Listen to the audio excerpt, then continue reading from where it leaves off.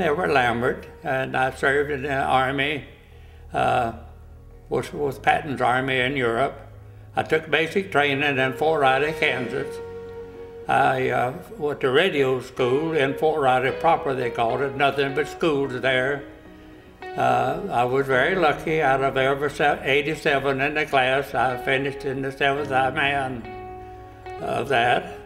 I was transferred from there to the West Coast to join the Western Defense, the 107th Cavalry Regiment. It was a horse outfit to start with, and they took the horses away and gave us tanks and jeeps and trucks. And we guarded the western coast from the Golden Gate Bridge to the Oregon border, up and down 101, staying in whatever type of building we could find to stay in, patrolling day and night. One of the memories of that is there's a lumber company there that shipped out lumber, and we'd watch them load the ship on late in the afternoon with lumber, and we go out on a patrol the next day and see the lumber floating back inshore. They'd already got the ship. We were always having lights out, and we'd have to go down on the beach and stay on the beach, thinking maybe of Japanese invasion or whatever. It was a hard life, but it was much safer than the combat life we favored later. In 1945, 1945, they transferred us to Camp Hood, Texas to take what they call POM training, which was preparation for overseas movement. One of the trips there, they were moved from there to New York. I came through Kannapolis at 10:30 at night on Christmas Eve night, on my way to New York to go overseas. We set sail from New York on the 3rd day of January, 1945, and we arrived in Le Havre, France on the 26th, I believe, of January. We went across the North Atlantic, and you have not lived until you go across the North Atlantic in the wintertime. It tosses big ships around like rowboats. And I saw the water, some of them covered in water many a time. And we landed in Le Havre, France at late in the afternoon. They took us inland about 15 miles and took us to a big tent city, big old circus type tents. And we went to bed. And I got up the next morning. This I'd like to share. There was a little black cur dog laying on the foot of my bunk. And he followed us all the way across France and Germany. He warned us many times of danger around. And every time a Jeep would crank up, he's up on the hood, ready to go.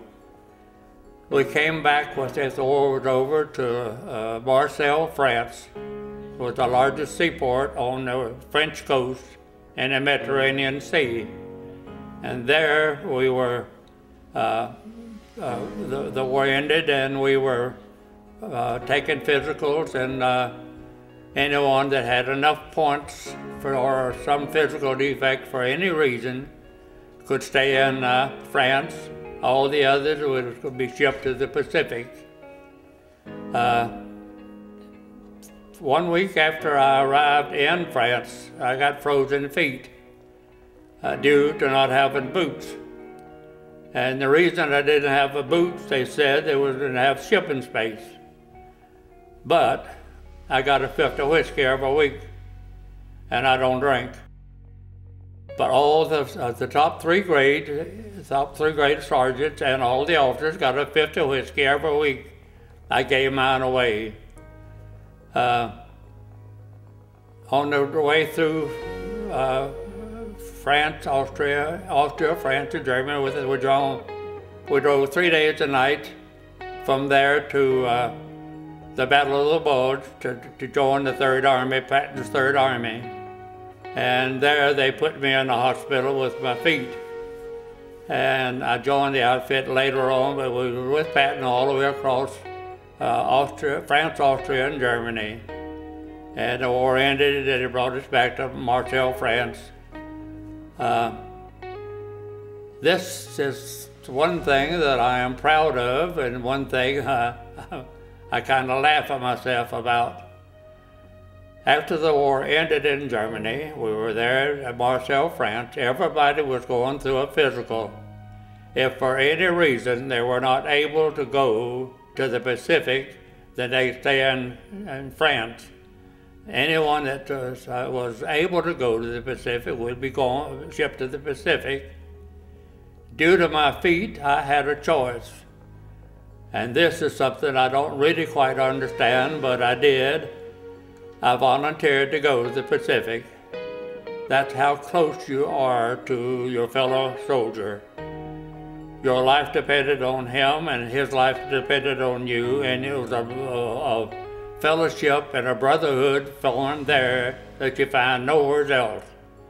Because most of the time, your life or his life depended on each other.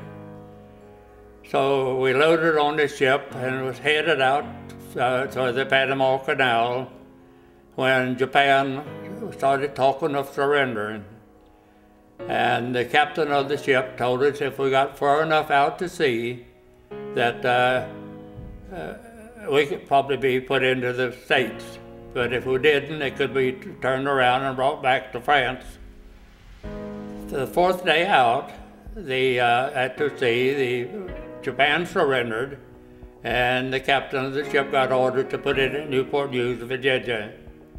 I don't remember the exact date that I landed in Newport News, but we all come home on a 30-day furlough and reported back to Fort Bragg, I did.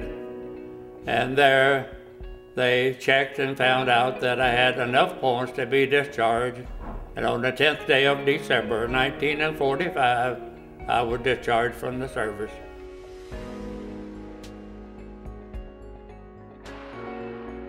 I've been asked several times about the generation. I have been told and heard on the radio and on the news that we were counted the world's greatest generation because we did work our way through the Great Depression. And you have to understand and know the Great Depression to understand the strength it took to survive.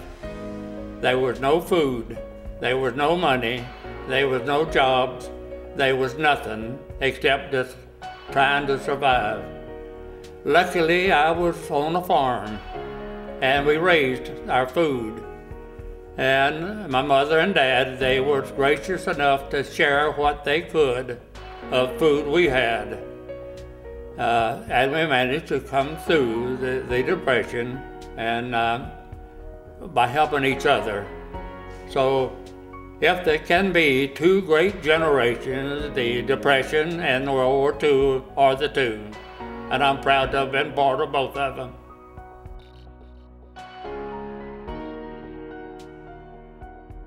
In my generation, when I was young and growing up, the Great Depression was on. There was no money, there was no jobs. You had to survive the best you could.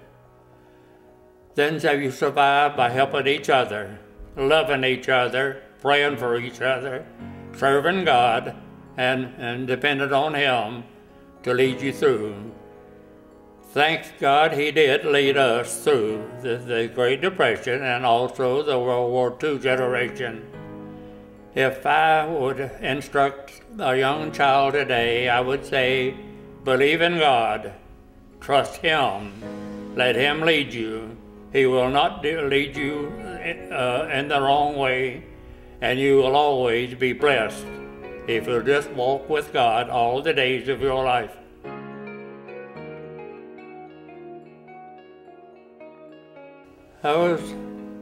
We had no idea really of what was going on back home, except we knew that everything we needed, some way, somehow, they got it to us. One of the big differences of then and now, if you were in Vietnam or those places during the war there. If you made it 1 year, you was home. In World War II, you were there until. You had no date of coming home. The war had to end before you could come home. Food was rationed, gas was rationed. There's a lot of things that the people at home had to suffer right along with us. They had to endure without sugar, all the good things of life, and they survived, and they, as far as I could tell, were very faithful in their obedience to the rules and regulations of that day.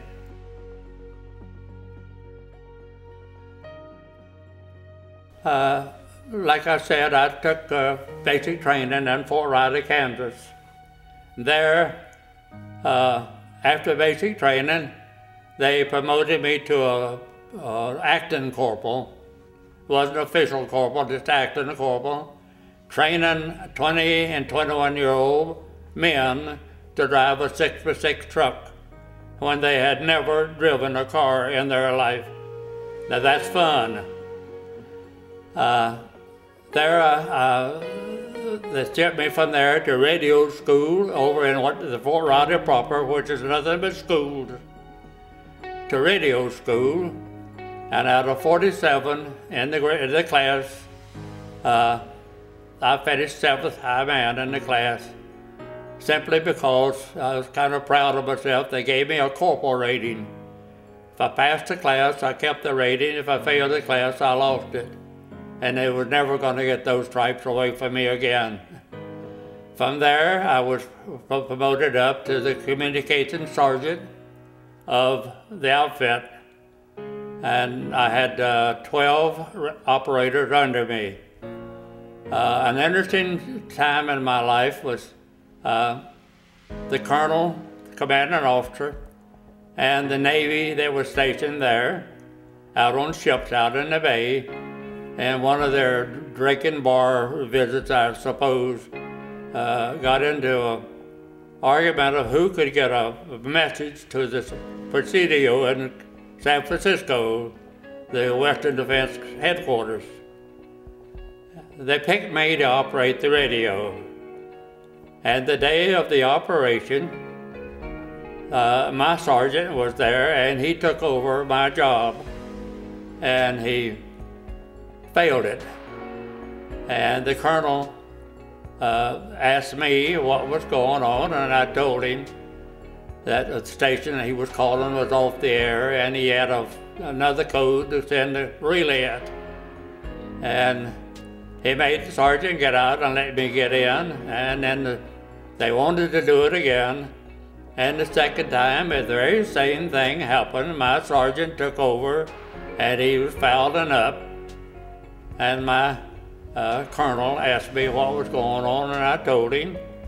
He told the sergeant to get out and put me in, and I beat the Navy again. I had put in for sergeant 4 or 5 times, but was turned down in troop headquarters because a National Guard outfit to give the ratings to hometown boys. But my colonel asked me why I wasn't a sergeant, and I told him. And he pointed my captain in the chest with his finger and said, "He's a sergeant as of right now." Later on, I was promoted to communication chief of the whole outfit.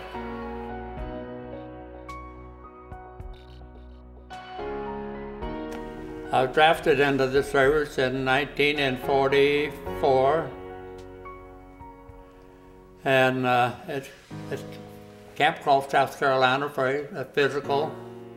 Reported to Fort Riley, up to Fort Bragg, North Carolina, on the 15th day of August. Arrived in Fort Riley, Kansas, on 17th day of August, I believe. And from there in school until Christmas Day of 1944, when I was shipped to the West Coast to join the outfit out there. one of the most interesting experiences in being on the West Coast. I was thumbing a ride from the little camp that I was in into town, and a car picked me up, and we passed the state penitentiary of Salem, Oregon. And I made the remark that I would love to go in that place. And it so happened it was the warden of the penitentiary, and he took me in and had me, took a guided tour all through the penitentiary. He asked me why I wanted to go. I said, I don't expect to ever be in one, and I'd just like to see what it's like.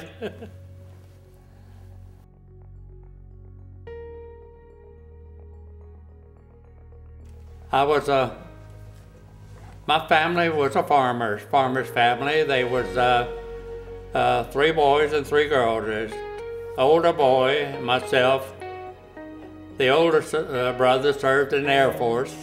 I served in the Army. They had 3 girls, and then a young boy that served in the Korean War. We were farmers until we came to Kannapolis in 1940, and all went to work at Cannon Mills, and all retired from Cannon Mills.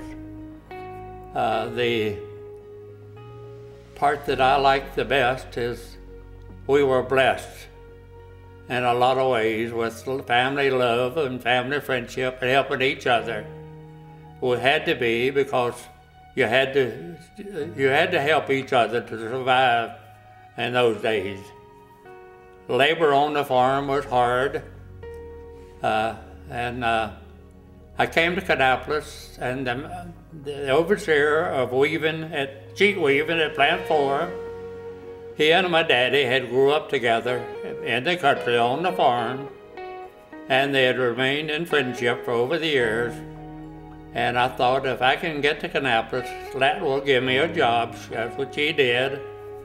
I went to his porch after 7 o'clock on Monday morning. He told me to go to Salisbury and get my Social Security card and sign up for the job, and then come to his office at 7 o'clock Wednesday morning. Went to be examined and went to work sweeping on the 3rd shift that night. 48 years later, I retired as a department overseer. So I was blessed. I did well, but I worked hard.